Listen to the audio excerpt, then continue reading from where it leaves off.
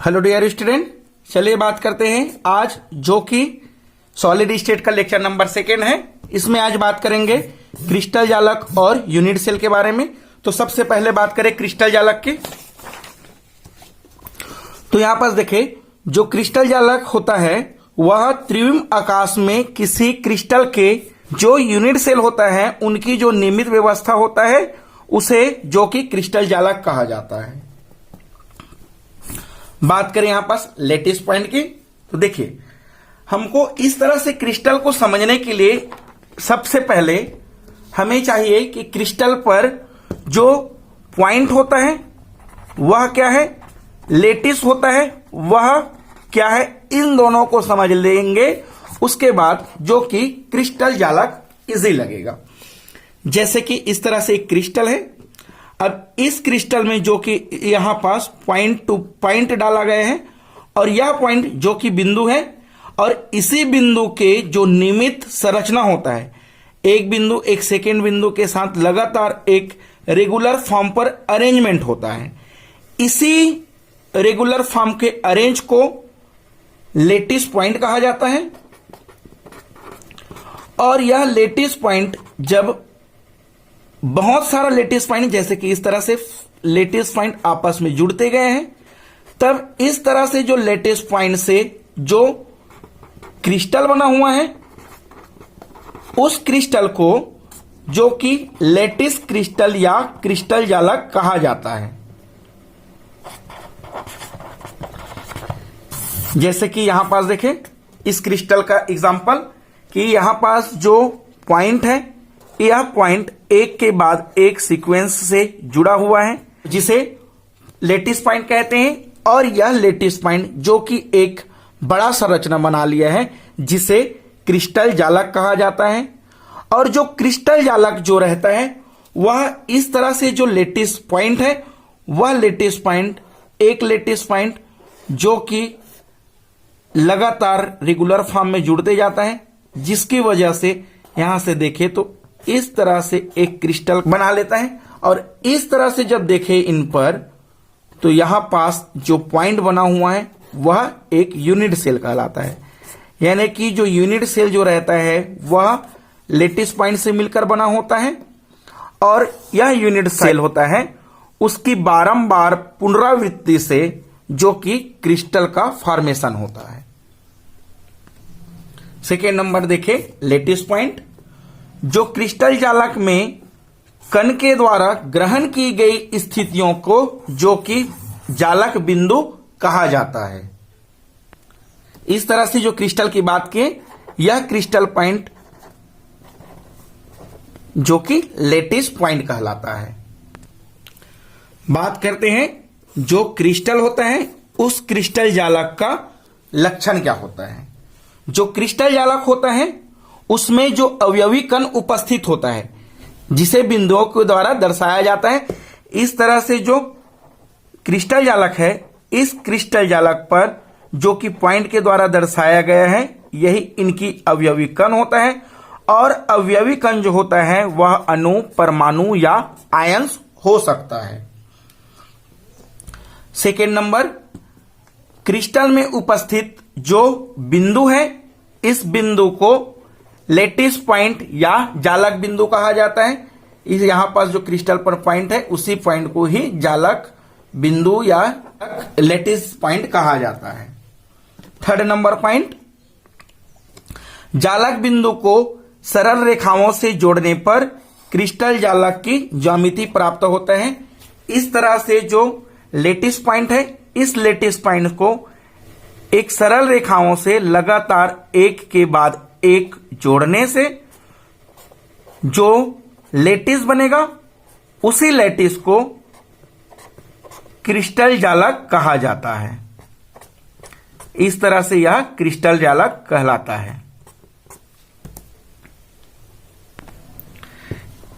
Point number हम लोग इस तरह से देखें कि जो अवयवी कण होते हैं जिसे पॉइंट के रूप में लिखते हैं और यह पॉइंट जब एक लेटिस बनाता है उस कंडीशन पर इस पॉइंट को जो कि लेटिस पॉइंट कहा जाता है। और यह लेटिस पॉइंट बार बार आपस में जुड़कर एक क्रिस्टल का फॉर्मेशन कर लेता है। इस क्रिस्टल को जो कि लेटिस क्रिस्टल कहा जाता है। इसे इस तरह से भी कहा जा सकता है कि जो क्रिस्टल होता है या लेटिस क्रिस्टल होता है, वह जो लेटिस क्रिस्टल है वह जो कि लेटिस और जो कि पॉइंट से बनता है, और यहां पर जो पॉइंट है इसी पॉइंट को मोटिफ भी कहा जाता है। अब इस मोटिफ को जो कि यूनिट सेल भी कह सकते हैं, और जब आपस में यूनिट सेल का बारंबार पुनरावृत्ति हो उस कंडीशन में जो क्रिस्टल बनता है उसी क्रिस्टल को क्रिस्टल जालक कहा जाता है। किसी क्रिस्टल की इकाई सेल जालक बिंदुओं की वह सूक्ष्मतम संरचना वाली इकाई होती है जिनकी त्रिविम में बार बार पुनरावृत्ति से क्रिस्टल का संपूर्ण संरचना का निर्माण होता है। एग्जाम्पल देखें, अगर इस तरह से जो यूनिट सेल है और इस यूनिट सेल का अगर बार बार आपस में जुड़ते जाए, और जब यूनिट सेल बार बार आपस में जुड़ते जाता है उस कंडीशन में जो कि क्रिस्टल कहलाता है।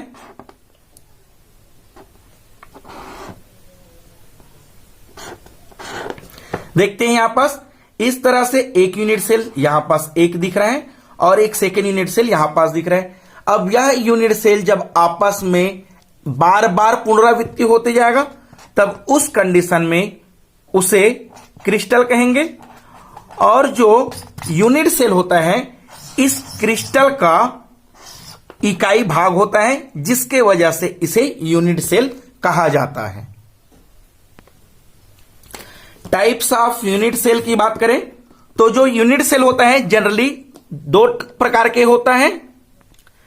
एक को बोला जाता है प्रिमिटिव यूनिट सेल,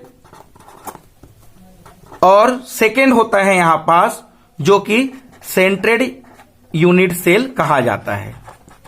और इस तरह से जो प्रिमिटिव यूनिट सेल होता है उसे सिंपल क्यूबिक सेल भी कहा जाता है, और जो सेंट्रेड यूनिट सेल होता है वह तीन प्रकार के होता है। एफसीसी जिसे फेस क्यूबिक सेल कहा जाता है, second number body centred cubic cell, और fourth number end centred cubic cell. चलिए बात करते हैं सिंपल क्यूबिक सेल की। यहां पास जो सिंपल क्यूबिक सेल या बॉडी सेंट्रिक क्यूबिक सेल चाहे फेस सेंट्रिक क्यूबिक सेल को पढ़ने से पहले हमको कुछ कुछ पॉइंट को जानना जरूरी हो जाता है, जैसे कि फलक, कोण और किनारा। सपोज इस तरह से एक यूनिट सेल है, इस यूनिट सेल पर इस तरह से जो यूनिट सेल है, इस यूनिट सेल के जो इस तरह से एक ऊपर वाला भाग चाहे नीचे वाला चाहे लेफ्ट या राइट जो कि फेस कहलाता है, तो इस तरह से जो सिंपल क्यूबिक सेल या यूनिट सेल होता है, इस यूनिट सेल पर जो कि जो फेस होता है वह ऊपर में एक, नीचे में है दो, लेफ्ट साइड मिला के तीन, राइट साइड है चौथा, और हमारे और है, और एक जो है हमारे से पीछे है। इस तरह से इस सिंपल क्यूबिक सेल या यूनिट सेल पर जो कि 6 फेस होता है। और वैसे ही कोण की बात करें तो इस तरह से जो एक फेस है वह दूसरे फेस के साथ जब जुड़ता है और जुड़ने के बाद यहां से जो एंगल बनाता है उसी एंगल को जो कि कोण कहा जाता है। और इस तरह से एक यूनिट सेल दूसरे यूनिट के सेल के साथ जुड़ते जाता है। इस तरह से एग्जांपल से समझे।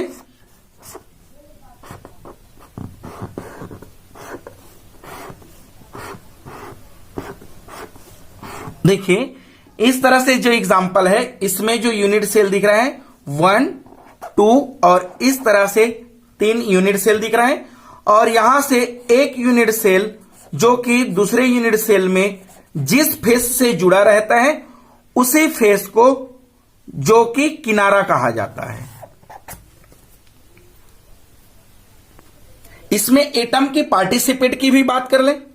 अगर इस तरह से जो क्यूबिक है या यूनिट सेल है और इस यूनिट सेल पे अगर सभी कोनों पर एक एक एटम है, तब इस एटम में जो कि टोटल कोण है यहां पास 8 है और इस 8 कोण में एक एक एटम है, यानी कि टोटल 8 एटम है। लेकिन इस टोटल 8 एटम का कितना एटम इस यूनिट सेल पर पार्टिसिपेट करेगा उनको देख लें। सपोज इस तरह से यहां पास जो यूनिट सेल में एटम है उनको लिख लें। अब देखें इस एटम का जो कि यहां से देखा जाए तो हाफ भाग तो यहां से आधा भाग यहां पास पार्टिसिपेट नहीं किया हुआ है। उसके बाद देखें कि जो आधा भाग पार्टिसिपेट नहीं किया है वह भाग देखने के बाद यहां से भी और जो बचा था उनके आधा भाग भी पार्टिसिपेट नहीं किया है, यानी कि आधा भाग कट गए हैं जो कि पार्टिसिपेट इस यूनिट सेल पर नहीं किया है और बचा हुआ आधा जो एटम था वह एटम भी पार्टिसिपेट नहीं किया है। इस तरह से जो एक एटम पर जो होता है वहां पास 8 में एक भाग ही पार्टिसिपेट करते हैं, यानी कि एक भाग ही पार्टिसिपेट करते हैं 8 एटम पर, या 8 भागों में एक एटम ही पार्टिसिपेट करता है। वैसे ही इस फेस की बात करें जो कि इस यूनिट सेल पर 6 फेस है। अगर किसी एक फेस की बात कर ले, चलिए ऊपर वाले की फेस की बात कर लें। इस तरह से जो फेस है इस फेस पर अगर कोई एटम हो तब इस कंडीशन में यह एटम जो कि क्यूबिक है उस क्यूबिक के आधा भाग जो कि पार्टिसिपेट नहीं किया है और आधा भाग जो कि यूनिट के अंदर पार्टिसिपेट किया गया है। इस तरह से इस एक एटम का सिर्फ और सिर्फ इस आधा भाग ही पार्टिसिपेट करता है। वैसे ही बात करें इस एटम जो यूनिट है उस यूनिट में अगर सेंटर पर हो एटम तब क्या होगा। देखिए जब सेंटर पर एटम यूनिट सेल पर होगा उस कंडीशन पर इस यूनिट सेल में जो एटम है वह एटम का कंप्लीट भाग पार्टिसिपेट करेगा, यानी कि इस एक एटम का पूरा एक एटम पार्टिसिपेट करेगा। तो यहां पर हमने क्या कहा है कि जो फेस की बात करें तो फेस पर एक एटम का जो कि हाफ भाग पार्टिसिपेट करता है। कोण की बात करें तो कोण वाले में जो एटम है उस एटम का जो कि 8 भागों में एक भाग पार्टिसिपेट करता है। इस तरह से समझने के बाद ही क्यूबिक सेल की प्रकार का वर्णन कर सकते हैं। सिंपल क्यूबिक सेल जिसे एससीसी भी कहा जाता है और इस प्रकार के यूनिट सेल पर जो कि 8 कोनों पर 8 एटम जो कि एक एटम एक एक कोनों पर रहता है और उसके प्रत्येक एटम में जो कि 1/8 ही पार्टिसिपेट करते हैं।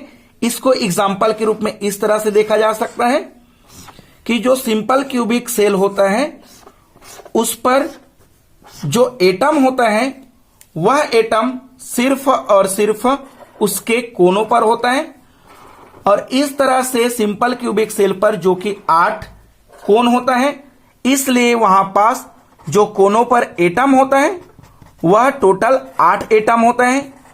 और इस एक एटम की बात कर लें तो जो सहभागिता करता है वह एक एटम की जो कि 1/8 वाला भाग ही पार्टिसिपेट करते हैं। इस कंडीशन पर सिंपल क्यूबिक सेल पर जो एटम पार्टिसिपेट है एटॉमिक पार्टिसिपेट तो इस तरह से निकाला जा सकता है।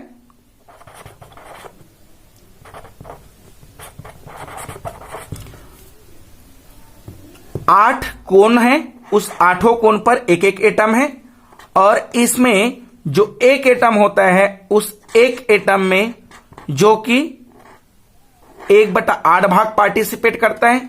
इस कंडीशन में यहां से 8 और 8 कट जाएगा, तब यहां पास एक एटम जो कि सिंपल यूनिट सेल पर पार्टिसिपेट करता है, और इस एक एटम को जो कि एक बिंदु भी कहा जाता है। तो इस तरह से जो एससीसी होता है उस पर टोटल नंबर ऑफ एटम जो कि पार्टिसिपेट करता है वह एक ही होता है। Second number, body centred cubic cell की बात करें तो इस तरह से जो यूनिट सेल है, इस यूनिट सेल के जो कि कार्नर है उस कार्नर पर एक एक एटम रहेगा, यानी कि जो कोण होता है वह टोटल इस पर 8 है, तो कोण पर 8 एटम पार्टिसिपेट करा है, और इस 8 एटम में जो कि एक एटम का 1/8 भाग ही पार्टिसिपेट करता है। उसके बाद इस एटम के जो कि बॉडी सेंटर पर, यहां पास जो कि बॉडी है, इस बॉडी पर एक एटम और रहता है, जिसे बॉडी पर एक एटम रहता है, उस एक एटम का जो पार्टिसिपेट इलेक्ट्रॉन रहता है वह कंप्लीट 1 होता है। तो इस बीसीसी को इस तरह से भी समझा जा सकता है कि इस प्रकार के यूनिट सेल पर 8 कोनों पर एक एक बिंदु होता है और केंद्र पर एक और बिंदु उपस्थित होता है। तो इसकी जो पार्टिसिपेट ऑफ एटम है उसे इस तरह से निकाला जा सकता है कि एक यूनिट सेल पर जो बीसीसी है उस बीसीसी के एक यूनिट सेल पर कितना एटम पार्टिसिपेट किया है। तो इसकी कार्नर पर जो कि 8 एटम है, और इस 8 एटम के एक एटम का जो कि 1/8 भाग पार्टिसिपेट किया हुआ है। बॉडी की बात की जाए तो इनकी बॉडी में एक एटम है, और जो कि इसके बॉडी में एक एटम है वह जो कि कंप्लीट 1 भाग पार्टिसिपेट किया गया है। इस तरह से अगर देखा जाए तो यहां से 8 और 8 कट जाएगा और एक गुना होने के बाद 1 ही हो जाएगा। तो इस कंडीशन पर इनका आंसर 2 एटम हो जाएगा, यानी कि जो बीसीसी होता है उस पर जो यूनिट सेल है उसमें जो कि 2 एटम पार्टिसिपेट करता है। एफसीसी पर देखें तो यहां से एफसीसी पर अगर बात किया जाए तो एफसीसी देखिए, इस एफसीसी में जो कोण है, इस कोनों पर जो कि 8 एटम रहेगा, और इसके बाद जो कि यहां पास फेस, इस क्यूबिक सेल पर 6 फेस है, तो इस तरह से उनके सभी फेस पर एक एक एटम और पार्टिसिपेट करेगा। तो इस तरह से 6 फेस है, तो यहां पर 6 एटम पार्टिसिपेट किया गया है। तो इसे देखें कि इसमें जो 8 कोण है उस पर 8 एटम होगा, और 6 फलकों पर एक एक एटम और उपस्थित होगा।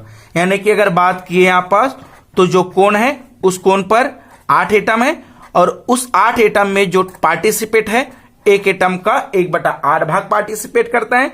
उसके बाद जो फलक है उस फलक पर 6 एटम पार्टिसिपेट किए हैं, और एक एटम की बात किया जाए तो इस फलक पर हमें पता है हाफ एटम ही पार्टिसिपेट करता है। इस कंडीशन पर इस पर जो यूनिट सेल है उस इकाई पर यूनिट सेल पर एटम कितना है देखें तो यहां पास कोनों पर जो कि 8 एटम है, और इस 8 एटम के एक एटम में 8 के भाग 8 में 1 भाग पार्टिसिपेट करता है, और जो फलक होता है जो कि 6 है, और जिसमें जो एटम है हाफ पार्टिसिपेट करता है। इस तरह से यहां से जो एटम रह जाता है वह 4 एटम जो कि फेस सेंट्रेड क्यूबिक सेल पर पार्टिसिपेट करता है। इंड सेंट्रेड क्यूबिक सेल जिसे ईसीसी कहा जाता है, इसमें 8 कोनों पर एक एक एटम और अंतः 2 फलक है उस पर एक एक एटम पार्टिसिपेट करता है। देखिए यहां पास जो इस तरह से 8 कोनों पर 8 एटम है, और इसके जो इंडेड है, जैसे कि एक फलक यहां से तो दूसरे फलक इस वाला इंडेड है, इस फलक की बात करें तो यहां से यहां तक की इंडेड पॉइंट है, और अगर एक और फलक की बात करें जो कि पीछे है और एक फ्रंट साइड है वह इंडेड है। चलिए एक की ले लेते हैं, जैसे कि यहां पास लेफ्ट साइड पर एक फेस पर एक एटम है, और इस साइड की जो राइट साइड है फेस उस पर भी एक एटम है। तो यहां पास जो कार्नर है या जो कोना है उस कोना पर जो कि 8 एटम है, और इस 8 एटम में एक एटम की जो बात करें उसका 8 भाग में एक एटम पार्टिसिपेट करता है। और जब फलक की बात करें तो जो कि यहां पास इंड पर यानी कि 2 फलक एटम पार्टिसिपेट कर रहे हैं, और हमें पता है कि जो फलक होता है उस फलक में जो एक एटम है वह हाफ एटम ही पार्टिसिपेट करता है। इसके अकॉर्डिंग जब इसकी यूनिट पर एटम की बात किया जाए तो इस यूनिट पर जो एटम है जो 8 कोनों पर है और इसमें 8 भागों में एक भाग ही पार्टिसिपेट करता है। उसके बाद जो फेस है वह 2 है और फेस का हमें पता है हाफ एटम ही पार्टिसिपेट करता है। इस कंडीशन में यहां से कट जाता है, ये भी कट जाता है। तो इस तरह से जो इंड सेंटेड क्यूबिक सेल है उस पर जो कि 2 एटम पार्टिसिपेट करता है। इस तरह से हमने देखा है कि जो एससीसी है उस एससीसी में number of atom participate unit cell पर जो कि 1 करता है। उसके बाद जो बीसीसी है इस बीसीसी पर जो नंबर ऑफ एटम यूनिट पर सेल पर वह 2 एटम पार्टिसिपेट करता है। उसके बाद देखें एफसीसी, इस एफसीसी में जो नंबर ऑफ एटम पार्टिसिपेट 4 करता है। फिर देखे हैं यहां पास ईसीसी जो कि यूनिट सेल पर नंबर ऑफ एटम पार्टिसिपेट जो कि 2 करता है।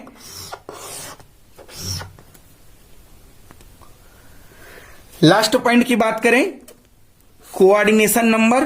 जो कोऑर्डिनेशन नंबर होता है वह किसी क्रिस्टल के जालक में किसी अवयवी कण का निकटवर्ती यानी कि जिसकी चारों ओर उपस्थित कणों की संख्या को उसकी समन्वय संख्या या कोऑर्डिनेशन नंबर कहा जाता है। एग्जाम्पल की बात करें, अगर एससीसी की बात करें, चाहे बीसीसी की बात करें या एफसीसी की बात करें, जैसे कि एससीसी पर इस तरह से स्ट्रक्चर बनाया जा सकता है और इस तरह से जो एससीसी है, और हमें पता है इस एससीसी में जो नंबर ऑफ एटम जो रहता है वह टोटल कॉर्नर पर होता है। अब देखें इस कॉर्नर की, तो यहां पास जो कॉर्नर है उस कॉर्नर के साथ में जो एटम है वह एटम अपने अपोजिट आयंस या अवयवी कण से जुड़ा होगा। तो इस कंडीशन पर यह एटम अपने चारों ओर जितने एटम से घिरा होगा वही उनकी कोऑर्डिनेशन नंबर कहलाएगा। तो देखिए यहां पास एक एटम, दूसरा एटम और यह इस तरह से 3 एटम से जुड़ा हुआ है। और अगर इस तरह से इधर जुड़ा हुआ है यानी कि इसके पीछे भी एक एटम होगा। यह जो नीचे की ओर जुड़ा हुआ है वैसे ही उनके ऊपर की ओर और होगा। लेफ्ट साइड है वैसे ही यहां पास जो कि वाई साइड भी होगा। इस कंडीशन पर जो एससीसी होता है उस पर नंबर ऑफ कोऑर्डिनेशन जो कि 6 होता है। बात करें बीसीसी की, अगर इस तरह से बीसीसी है, इस बीसीसी में जो नंबर ऑफ एटम होता है वह सभी कोनों पर एक एक एटम होता है। उसके बाद जो कि एक बॉडी सेंट्रेड पर होता है।